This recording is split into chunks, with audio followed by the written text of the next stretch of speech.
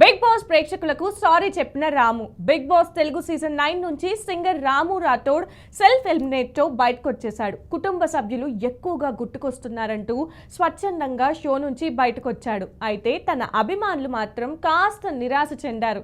60 రోజుల పాటు తనకు అండగా నిలబడి ఓట్లు వేసిన వారందరికీ రాము రాథోడ్ తన కుటుంబంతో పాటు క్షమాపణలు చెప్పాడు. బిగ్ బాస్ గురించి రాము ఇలా చెప్పుకొచ్చాడు.